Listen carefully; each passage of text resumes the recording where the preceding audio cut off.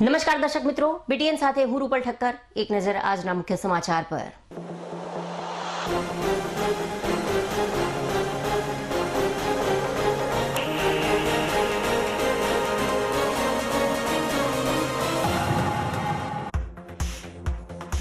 પાટણ શહેરમાં રક્ષાબંધન પર્વની કરવામાં આવી ઉજવણી.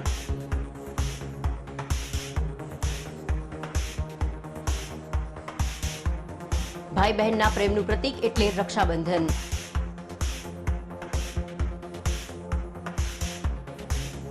બહેન તેના ભાઈને પ્રેમ અને વિશ્વાસથી રાખડી બાંધી બહેનની સુરક્ષા કરવાનું આપ્યું વચન.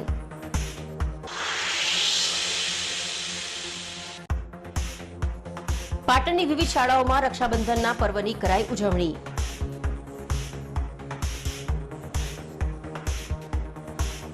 સદીઓથી માનવામાં આવતા રક્ષાબંધન પર્વનો અનેરો છે મહિમા. પાટણ બ્રહ્માકુમારી સંસ્થા દ્વારા બહેરામુંગા શાળા ખાતે યોજવામાં આવ્યો રક્ષાબંધનનો અનોખો કાર્યક્રમ.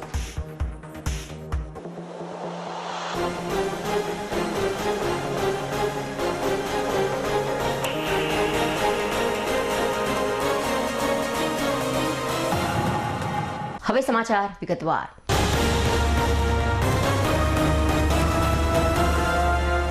આજે રક્ષાબંધન છે, ભાઈ બહેનનો દિવસ. આખું વર્ષ મીઠી લડાઈ ઝઘડો કર્યા બાદ એક દિવસ એવો આવે છે જે ભાઈ બહેનના પ્રેમનો દિવસ છે. રક્ષાબંધન એટલે ન માત્ર રેશમની રાખડી બાંધીને ભાઈ પાસેથી ભેટ લેવાનો તહેવાર. રક્ષાબંધન એ તો ભાઈ બહેનના પ્રેમનું પ્રતીક છે. આજનો દિવસ ભાઈ બહેનના પ્રેમ એક રેશમના અતૂટ ધાગાથી બાંધે છે. ભાઈ બહેનના પ્રેમનું પ્રતીક એટલે રક્ષાબંધન. ભાઈ પ્રત્યે બહેનની શુભેચ્છા એટલે રક્ષાબંધન. બહેનનો ભાઈ પ્રત્યેનો વિશ્વાસ એટલે રક્ષાબંધન. શ્રાવણી પૂર્ણિમાના દિવસે બધી જ બહેનો પોતાના ભાઈના કાંડે રાખડી બાંધી તેની સર્વ પ્રકારની રક્ષા ઈચ્છે છે. ભાઈ બહેનનો આ તહેવાર સુરક્ષાનું વચન લઈને આવે છે. એક તરફ જ્યાં બહેન તેના ભાઈને પ્રેમ અને વિશ્વાસથી રાખડી બાંધે છે, ત્યાં ભાઈ પોતાની પૂરી જિંદગી બહેનની રક્ષા કરવાનું વચન આપે છે. રક્ષાબંધનનું બીજું નામ બળેવ છે. શિશુપાલને તેની ભૂલોની સજા આપવા માટે જ્યારે ભગવાન શ્રી કૃષ્ણએ ક્રોધમાં સુદર્શન ચક્ર શિશુપાલ પર ફેંક્યું, ત્યારે તેમની આંગળી પર પણ વાગી ગયું હતું. ત્યારે દ્રૌપદીએ આજુબાજુ કશું જોયા વિના પોતાની સાડીમાંથી ભગવાન શ્રી કૃષ્ણને પટ્ટી લગાવી આપી. ત્યારે ભગવાન શ્રી કૃષ્ણએ દ્રૌપદીને કહ્યું કે ધન્યવાદ બહેન, તે મારા કષ્ટમાં મારો સાથ આપ્યો અને હું પણ તારા કષ્ટમાં તારો સાથ આપીશ.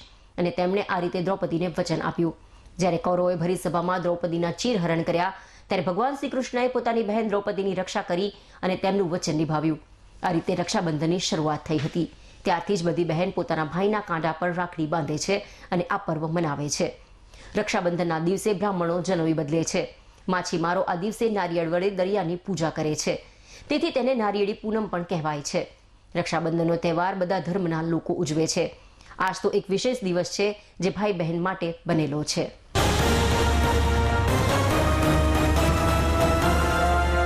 પાટણ શહેરમાં ફાયર એનઓસી નહીં લેનારા કે ફાયર સેફટીના સાધનો નહીં વસાવનારા 44 કોમ્પ્લેક્સમાંથી 5ને સીલ માર્યા બાદ આજે પાટણ નગરપાલિકાના ચીફ ફાયર ઓફિસરને ફાયર સ્ટાફ સમક્ષ ફાયર એનઓસી અને સેફટી માટેની કાર્યવાહી ઓનલાઈન હાથ ધરવામાં આવી હોવાના પુરાવા કે અરજીઓ દ્વારા રજૂઆત કરતા આજે વધુ કોમ્પ્લેક્સો સીલ કરવાનું પડતું મૂક્યું હોવાનું ચીફ ફાયર ઓફિસર સ્નેહલ મોદીએ જણાવ્યું હતું.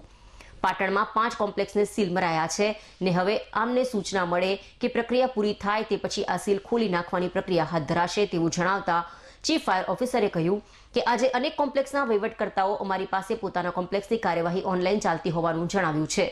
અત્રે નોંધનીય છે કે પાટણમાં ફાયર સેફટી વિનાના કોમ્પ્લેક્સોને સીલ મારવાની કાર્યવાહી શરૂ થતા ફફડી ઉઠેલા કોમ્પ્લેક્સના વહીવટકર્તાઓ અને દુકાનદારોએ ફાયર સેફટીના સાધનો વસાવવાની ખાતરી ફાયર વિભાગને આપી ગયા હતા ને પ્રોસેસ ઓનલાઈન શરૂ કરતા હાલ પૂરતી સીલ મારવાની કામગીરી સ્થગિત રખાઈ છે.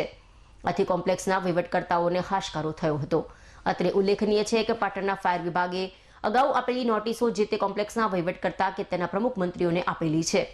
ઘણા કોમ્પ્લેક્સના મૂળ માલિકો બિલ્ડરો તો સ્કીમ પૂરી કરીને પોતાની જવાબદારી પૂરી કરી લીધી હતી, પરંતુ જે તે વખત ફાયર સેફટીનું મહત્વ ન હોવાથી અત્યાર સુધી ચાલી રહ્યું હતું. પરંતુ હવે જ્યારે કોમ્પ્લેક્સના ફાયર સેફટી આવશ્યક અને ફરજિયાત બનતા સૌ દોડતા થયા હતા.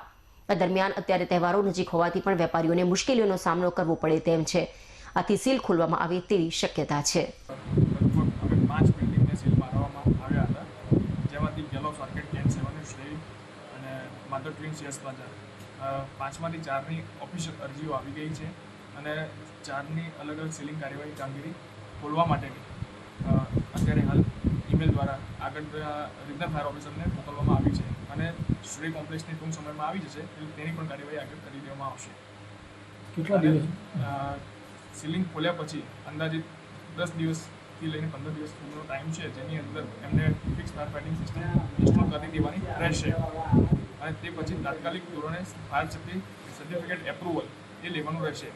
આ પ્રોસેસ કરતાં જ્યારે સીલિંગ માર્યા પહેલાંની જે પ્રોસેસ છે, કોઈને સીલ મારવાનો વારો ન આવે એ માટે એમની જે પ્રોસિજર કરવાની છે એ FSP fire safety plan approval Gujarat fire safety કોર્પ્સની વેબસાઇટ ઉપર જઈને તેમાં દર્શાવેલ રજિસ્ટર કરવાનું રહેશે. રજિસ્ટર કર્યા પછી લોગિન આઈડી પાસવર્ડ મેળવી તેમાંથી ફાયર સેફ્ટી પ્લાન એપ્રુવલ માટેના લેગસી ડેટા અપલોડ કરવા પડશે અને તેમાં ફાયર સેફ્ટી ડ્રોઈંગ્સ બનાવીને અપલોડ કરવાનું રહેશે. જેના ભાગરૂપે તેમાં ટ્રાવેલ ડિસ્ટન્સ છે, એસેમ્બલી પોઈન્ટ છે, ફાયર ટેન્ડર મૂવમેન્ટ છે, અન્યથા સ્ટેરકેસ કેટલી છે, એ બધું ચેક થશે. એ પછી આગળની કાર્યવાહી કરવામાં આવશે.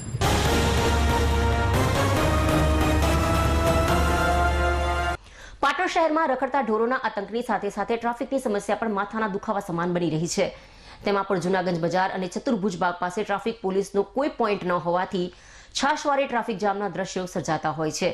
ત્યારે આજ રોજ ફરી એકવાર ટ્રાફિક જામના દ્રશ્યો સર્જાતા 3 રસ્તા બ્લોક થઈ જવા પામ્યા હતા અને વાહન ચાલકોને અડધો કલાક સુધી ટ્રાફિક જામમાં ઊભા રહેવાની ફરજ પડી હતી. આ અડધો કલાક સુધી ટ્રાફિક જામ થયો હોવા છતાં પણ એક પણ ટ્રાફિક પોલીસ ઘટના સ્થળે જોવા ન મળતા પોલીસની કામગીરી સામે પણ પ્રશ્નો ઉદ્ભવ્યા હતા.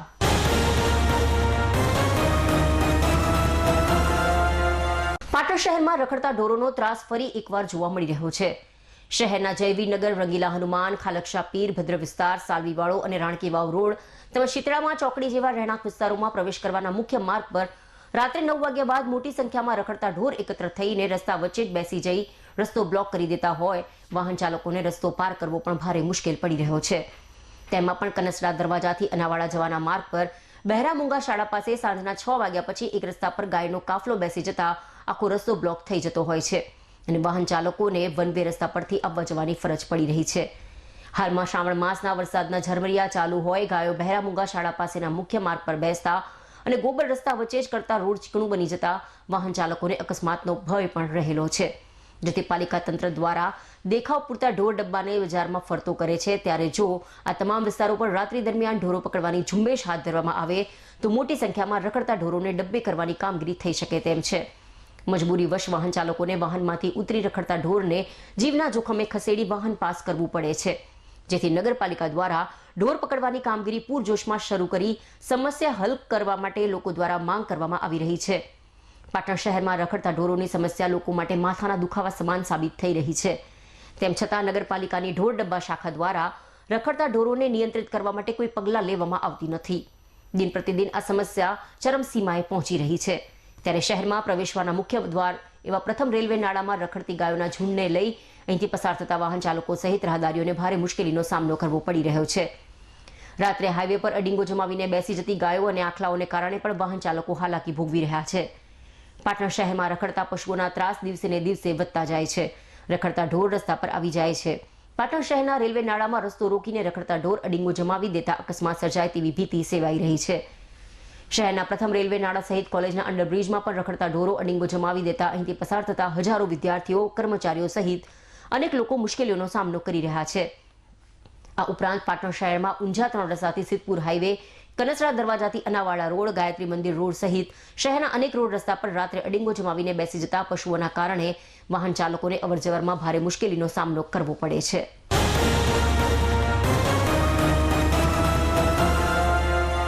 Oswal arts and commerce college જૂના ડીસાના ઇતિહાસ વિભાગ દ્વારા વિદ્યાર્થીઓને સોમવારે પાટણના ઐતિહાસિક સ્થળોની રૂબરૂ મુલાકાત કરાવવામાં આવી હતી. કોલેજના પ્રિન્સિપલ ડોક્ટર વિશાલભાઈ બારોટની રાહબારી હેઠળ ઇતિહાસ વિભાગના અધ્યક્ષ ડોક્ટર ભાવેશ કે વાણિયા દ્વારા ઇતિહાસ વિષયના 10 હોનાર વિદ્યાર્થીઓની રિસર્ચ ટીમ તૈયાર કરવામાં આવી હતી. આ રિસર્ચ ટીમ દ્વારા પાટણ અને પાટણ નજીકના ઐતિહાસિક સ્થળોની રૂબરૂ મુલાકાત લેવામાં આવી હતી અને તેના ઇતિહાસ, ધર્મ અને સંસ્કૃતિને ઉજાગર કરતા ઐતિહાસિક ધરોહરની માહિતી મેળવી તેની ઉપર રિસર્ચ તૈયારી કરશે. આગામી દિવસોમાં પણ ઉપરોક્ત વિદ્યાર્થીઓ અનેક લાઇબ્રેરી તેમજ ગાંધીનગર દફતર ભંડારની પણ રૂબરૂ મુલાકાત લેનાર હોવાનું જણાવ્યું હતું. સોમવારે વિદ્યાર્થીઓએ પાલડી મુકામે આવેલ ઐતિહાસિક જાડેશ્વર મહાદેવ મંદિર, સાગોડિયા ગામમાં આવેલ લાલેશ્વર મહાદેવ મંદિર તેમજ અણહિલપુર પાટણ નગરીમાં રાજા સિદ્ધરાજ જયસિંહના સમયમાં પાણીની સમસ્યાના નિવારણ માટે પોતાનું બલિદાન આપનાર મેઘવાડ જ્ઞાતિના વીર માયાદેવના સ્મારકે મુલાકાત લીધી હતી. તેમજ સોલંકી કાલીન રાણી ઉદયમતી દ્વારા પોતાના પતિ રાજા ભીમદેવ સોલંકીની યાદમાં નિર્મિત ભારતની વાવો પૈકીની ઐતિહાસિક રાણીની વાવ અને સિદ્ધરાજ જયસિંહ દ્વારા બનાવવામાં આવેલ સહસ્ત્રલિંગ સરોવરની મુલાકાત લઈ ત્યાંના ઇતિહાસ અને સંસ્કૃતિનું મહત્વ જાણ્યું હતું. સાથે સાથે પાટણના પ્રખ્યાત પટોળા સાંસ્કૃતિક દ્રષ્ટિએ વિશ્વભરમાં પ્રખ્યાત છે, ત્યારે વિજયભાઈ સાલવીના પટોળા હાઉસની મુલાકાત પણ વિદ્યાર્થીઓએ લીધી હતી. ત્યારબાદ ગુજરાતી ભાષાનો પ્રથમ વ્યાકરણ ગ્રંથ એટલે સિદ્ધહેમ શબ્દાનુશાસનની ખરી પ્રત નિહાળવા હેમચંદ્રાચાર્ય જ્ઞાન ભંડારની મુલાકાત લીધી હતી. અણહિલપુર પાટણના સ્થાપના દિવસે સ્થપાયેલા પંચાસરા જૈન દેરાસરની પણ રૂબરૂ મુલાકાત વિદ્યાર્થીઓ દ્વારા લેવામાં આવી હતી.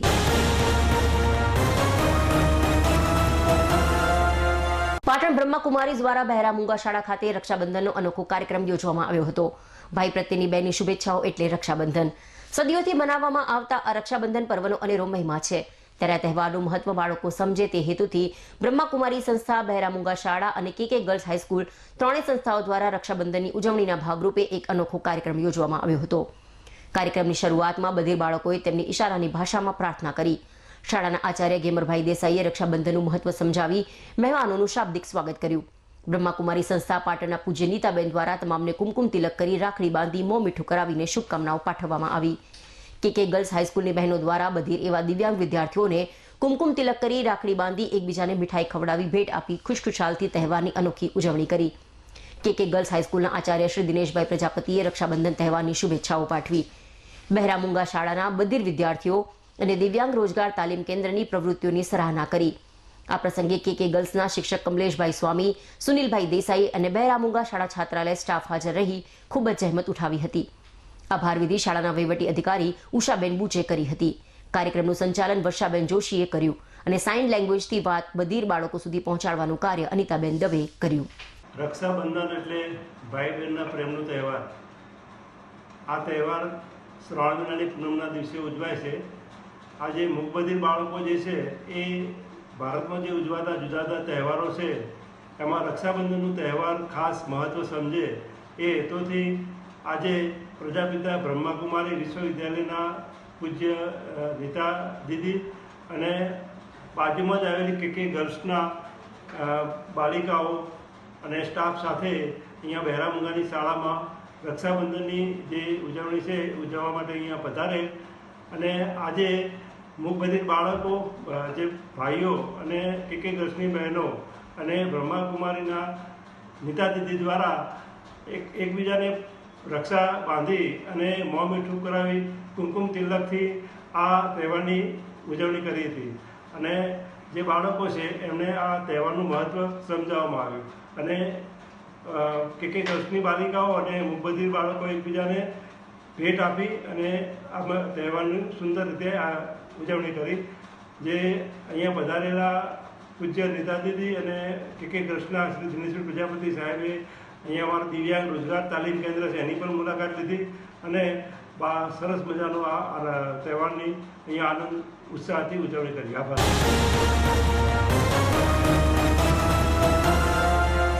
સમાચાર પૂર્ણ કરતા પહેલા આજના મુખ્ય સમાચાર પર ફરી એક નજર.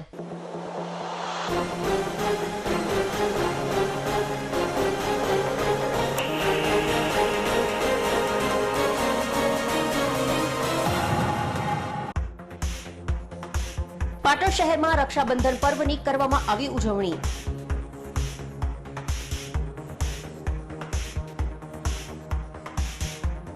ભાઈ બહેનના પ્રેમનું પ્રતીક એટલે રક્ષાબંધન.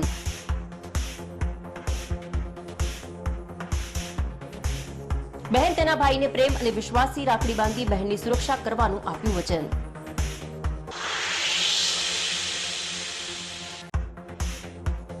પાટણની વિવિધ શાળાઓમાં રક્ષાબંધનના પર્વની કરાઈ ઉજવણી.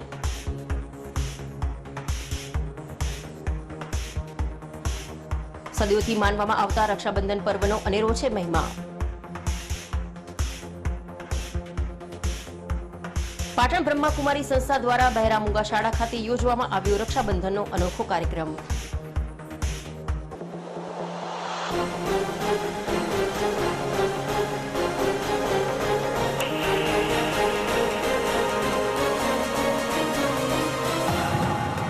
આ સાથે આજનું સમાચાર બુલેટિન અહીં સમાપ્ત કરીએ. રજા આપશો. નમસ્કાર.